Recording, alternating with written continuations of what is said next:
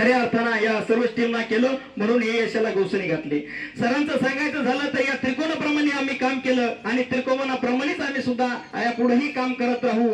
आणि तो त्रिकोणातला एक कोण आमच्या एका साईडचा थोडा दूर गेल्यामुळं आम्ही ते त्रिकोण जोडण्याचं काम खऱ्या अर्थानं करत आहोत आणि ते त्रिकोण जोडण्याचं काम खऱ्या अर्थानं आपले सहकारी करतील अशी मी त्यांच्याकडून सुद्धा अपेक्षा ठेवतो. आणि माझ्या यशाला, माझ्या शाळेच्या यशाला गौसनी घातल्याशिवाय राहणार नाही ही मी तुम्हाला ग्वाही देतो. खऱ्या अर्थानं यश म्हणजे काम करण्याची जी जिद्द. बघा, एखाद्या ठिकाणी स्टाफ असतो, त्या स्टाफ मध्ये जर काम करण्याची जिद्द सातत्यानं ज्याच्यामध्ये असते.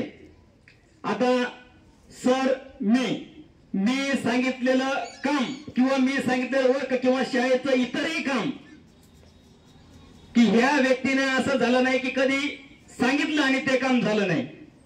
मग ते कोणताही असो, विद्यार्थ्याच्या बाबतीत असो, पालकांच्या बाबतीत असो किंवा शिक्षकांच्या बाबतीत असो, ते काम म्हणजे 11:30 वाजता मी सरांना फोन केलेले की असं आपलं काम आहे. ते लगेच पहिल्या बेलमध्ये फोन उचलून पटकन काम करणारं नेतृत्व.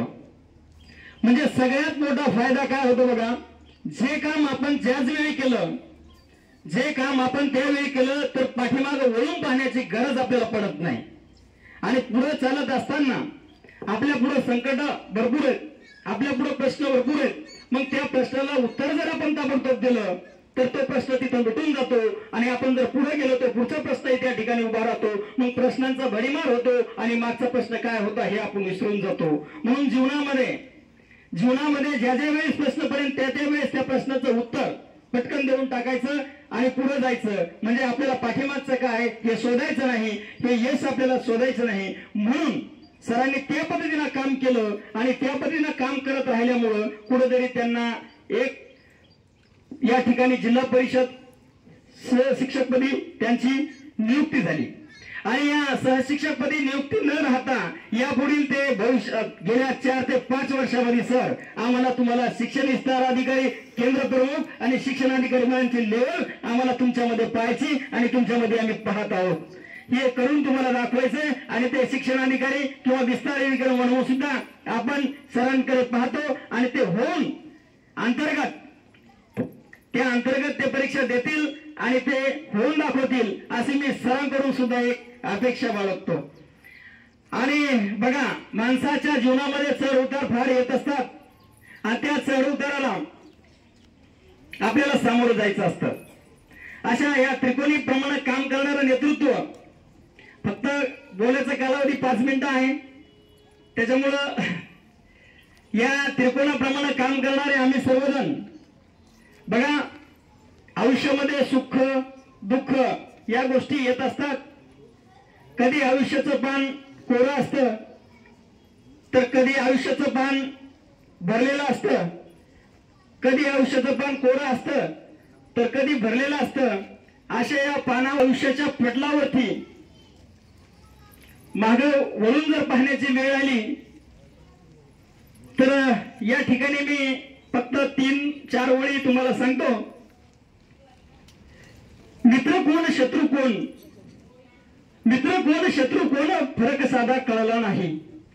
मित्र कोण शत्रू कोण फरक साधा कळला नाही. नाही भेटला कोण असा ज्याने मला छळले नाही. मित्र कोण शत्रू कोण फरक साधा कळला नाही. नाही भेटला कोण असा ज्याने मला छळले नाही.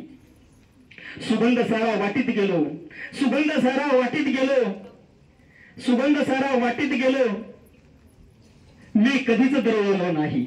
सुगंध सारा वाटीत गेलो, मी कधीच दरवळलो नाही. ऋतू नाही असा कोणता ज्यात मी होरपळलो नाही.